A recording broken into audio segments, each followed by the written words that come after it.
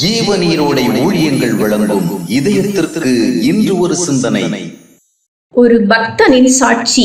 இருள் மிகுந்ததொரு வாழ்க்கை பகுதியை நான் கடந்து வர நேரிடாதிருந்தால் இயேசு உலகத்தின் ஒளி என்ற வார்த்தைகள் வெறும் வேதாகம தகவலாகவே இருந்திருக்கும்.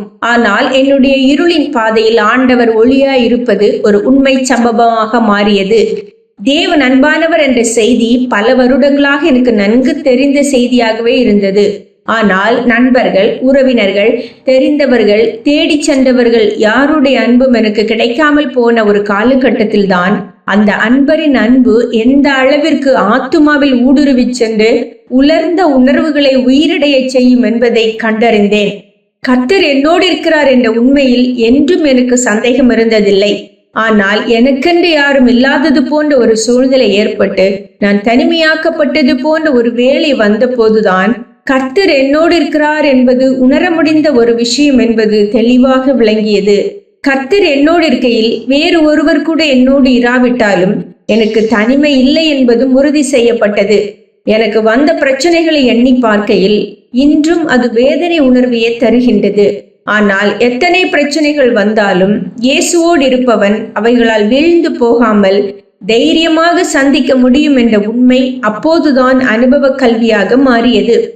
சந்தோஷப்படுவதற்கு ஒரு சிறு புள்ளி வாய்ப்பு கூட இல்லாத அந்த நேரங்கள் இன்றும் நினைவில் உள்ளது. ஆனால் அவ்வித ஒரு காலகட்டம் வராதிருந்தால் எத்தகைய சூழ்நிலையிலும் கிறிஸ்துவ விசுவாசிப்போருக்கு அவருக்குள் ஒரு சந்தோஷம் எப்போதும் ஆயத்தமாகவே இருக்கிறது என்பது தெரியாமல் போயிருக்கும். வாழ்க்கையில் எல்லாம் எதிராக கொந்தளிப்பது போன்று உணர்ந்த போது ஆண்டவர் ஏன் என்னை இப்படி ஒரு சூழ்நிலையில் வைத்திருக்கிறார் என்று வருத்தத்தோடு சிந்தித்ததுண்டு. ஆனால் அங்குதான் கொந்தளிப்புகளின் நடுவில் உலகம் தர முடியாத ஒரு சமாதானத்தை எப்படி அவர் தம்மை பற்றி கொண்டோருக்கு தருகிறார் என்பதை உண்மையாக கண்டேன். ஆம், எனக்கு எதிராக வந்த அனைத்தும் கிறிஸ்துவுக்குள் எனக்காக வைக்கப்பட்டுள்ள ஆசீர்வாதங்களை கண்டு கொள்ளவே எனக்கு உதவின.